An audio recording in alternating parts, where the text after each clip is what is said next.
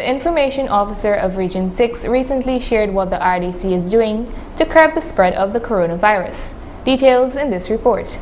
The coronavirus 2019, shortened to COVID-19, as we know by now, is an infectious respiratory illness that is mainly transmitted through droplets generated when an infected person coughs, sneezes, or exhales. These droplets are too heavy to hang in the air and quickly falls on surfaces and floors. Region 6 currently records 14 COVID cases with 5 recovered patients. Regional Information Officer Mr. John Richards shared how the RDC is involved to curb the spread of this disease. Right now our main focus is on education and information, because we understand here is we live in a culture where a lot of people do not like to read, and even though the order is out there, a lot of persons have not been reading it.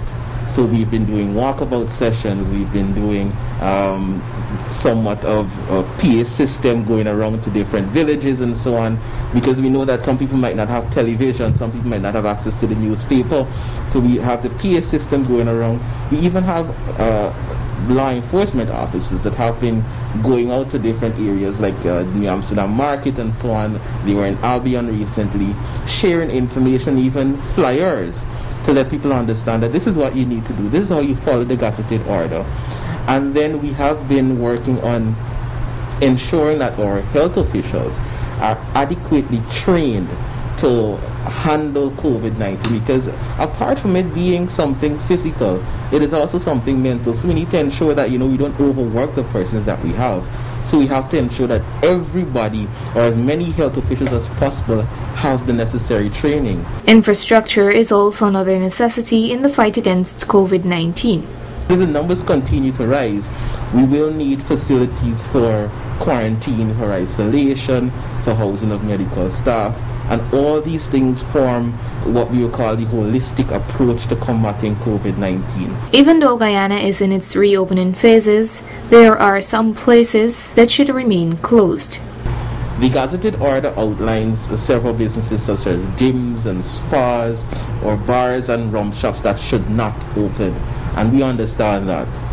But when we look at what the aim of the gazetted order is, it's to prevent any setup or any gathering that forms a breeding ground for the transmission of COVID-19. So the reason gyms are not there, if you're in the gym, then you can't wear a mask because you need to breathe properly and these sort of things. And if you take your mask off, you put yourself and others at risk. Far be it from us to say, go ahead, or if you're not in a gym but you're outside of the gym working out, then the same thing applies. So when we look at businesses that should not operate, as long as your business cannot control the environment to ensure that COVID is not circulating and not having a field day, then it is essentially prohibited.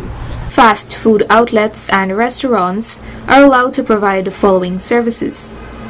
Under the gazetted order, these are allowed to open as long as they can either provide curbside service, which means you order and you go pick up, delivery service, so you call over the phone and they deliver the food to you, drive-through service, which means that you pass in your car. I think churches have a drive-through window where you can actually go and you get your stuff. And if you have outdoor dining available. So if these things are in place, of course, your business is allowed to operate. That's a restaurant. If it's not available, then of course you fall under the prohibited category. So we should not be seeing somebody that has a restaurant opening their doors for persons to go sit inside. That would fall under the prohibited category. Residents are hereby reminded that there are penalties for breaching the guidelines. Persons might look at it and say, I might do something and I might pay a 5,000 fine. What they do not understand is the way that you can be charged for an offense under Section 152 of the Health Ordinances is that when you think you might be committing a single offense, when it is spread out, you might have 3, 4, 5 offenses at once. So what may have been a $5,000 fine might turn out to be $50,000.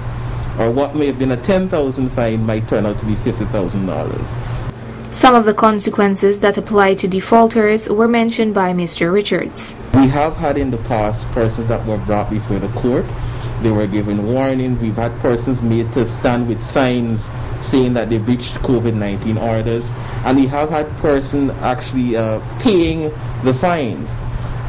It is important to understand that these things are not there to make people feel like, the law enforcement officers are out to get them, but it's there to protect them. Residents are reminded that the national curfew is still in full effect, and persons who breach said curfew will be prosecuted. Narima Ali, Channel 8 News.